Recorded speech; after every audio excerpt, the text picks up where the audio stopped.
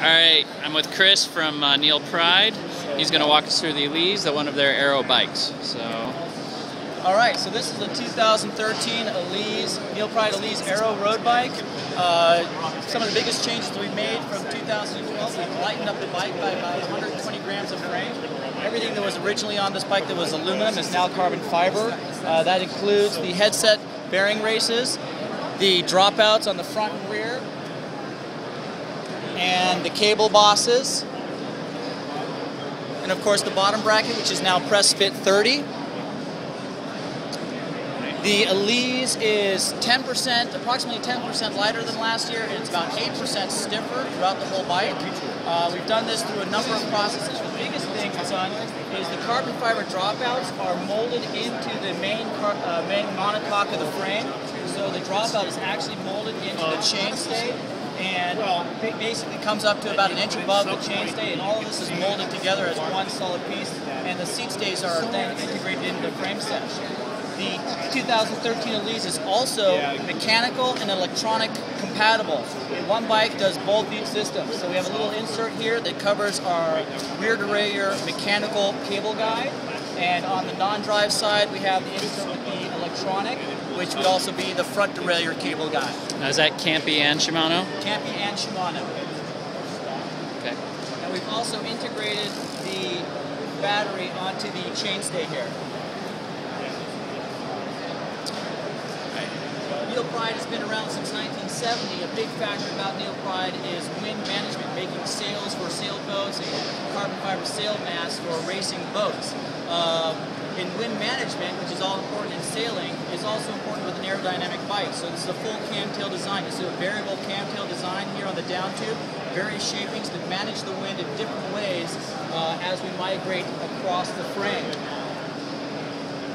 It also knows that there's larger gaps here between the tire and the frame. This is specifically designed this way so we do not over-manage wind. If we're in a strong crosswind, there's no reason to fight the wind as it's pushing through. We don't need to create a large sail or catch in this area, which would then make the bike unstable, whether you're set up in a TT position or in a standard road bike position. Again, full camtail design is throughout the bike. This section basically ties in with the seat stay. So this is basically all one camtail. And again, not over managing the wind. Push the wind out, let it stay out. There's no reason to bring it in, push it back out. All of our camtails on this bike are truncated, which means basically the back half of that camtail is designed. The camtail design is designed to cut through wind. If you want to, on a race car, you put the wing up to create downforce. On an airplane, you tip the end of the camtail down to create lift. We don't need to do that. We're just trying to cut through this cleanly, and the wind will act the same, act as if a full camtail was in place, even though it's truncated. You'll see that also on the fork, where it's a soft leading edge and it's reasonably squared off in the back. And that truncated camtail, the reason we truncate it is a box design or a slightly more squared off design is going to be a much stronger design than a full camtail. The camtail design by nature is not exactly a stiff or strong design, it's rather weak. This allows us to create a very strong and aerodynamic bicycle, and that follows through the entire bicycle, including the chain stays and seat stays. Camtail design is slightly truncated, so we have a very aerodynamic bike and a very strong bike. Big factor, we have a 1.5-inch bearing in the bottom of the headset here. It's not so much about the bearing size, this is more about being able to create a larger diameter tube set, which allows us to go to a lighter profile, or lighter weight profile, and a much stiffer profile. So this is all going to affect the ability to create strong power transfer. We want all the energy you put into the pedals, all the torsion you're putting into the handlebars, to end up on the tire on the ground.